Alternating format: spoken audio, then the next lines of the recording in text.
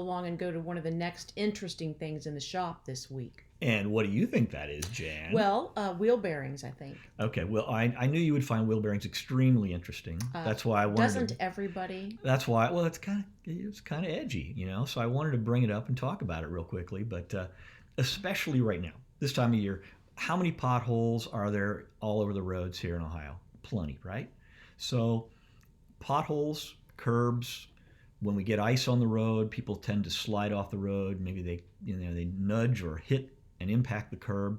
Oh, I did that last year. I know. But that was another story. It was evil. Wheel bearings are what take the impact. They take the brunt of that. Your tires do too, certainly. But wheel bearings fail on vehicles. And years ago, wheel bearings, when they failed, it was a inexpensive repair. They made noise, they growled, you could feel it. It was a totally different world when it came to wheel bearings. But wheel bearings today are a totally different animal, and they're a very precise machined component. They're far more expensive than they were years ago. And now they, of course, everything is, yeah. And so they have sensors embedded in them called wheel speed sensors. But all it takes is hitting a pothole pretty solid, like I said, hitting a curb, and it will damage the surface on the bearing internally, or it'll change the preload. Preload is something that's set by the factory to give certain clearance or tolerances within the bearing assembly so that it rolls smoothly, quietly, and efficiently. But that all changes when things get hit.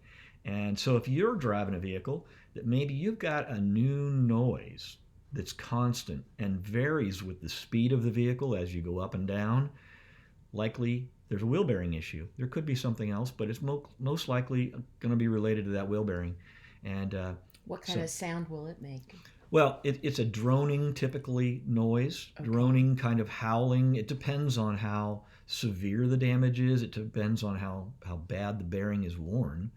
But bearings have a life expectancy on a vehicle of about 80 to about 120,000 miles. So they just naturally are worn out by that point in time because the tolerances are changing, normal wear and tear is occurring, and it's something that occurs. But you can have a vehicle that's only got 30,000 miles on it, and if there's an abrupt enough impact, which is the common impacts we all see as we drive down the road, you think, wow, that was a big bump.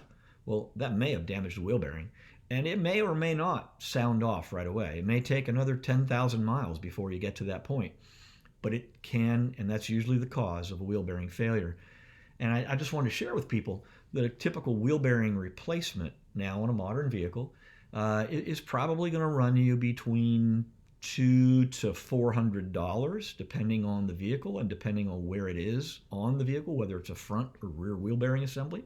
Is that for one or two?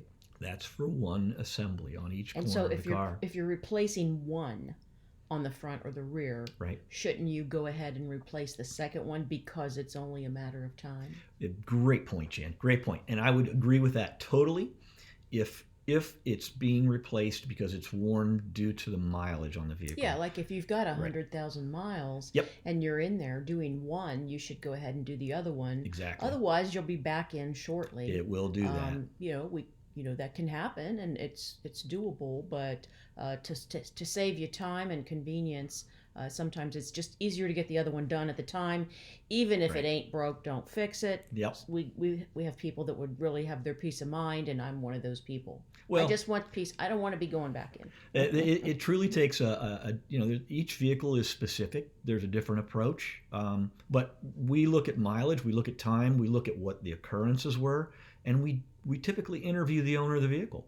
Regardless of what kind of repair we're doing, we want to have a conversation because that helps us put the pieces of the puzzle together. And it helps the customer know what to expect. That's right. Sure. And make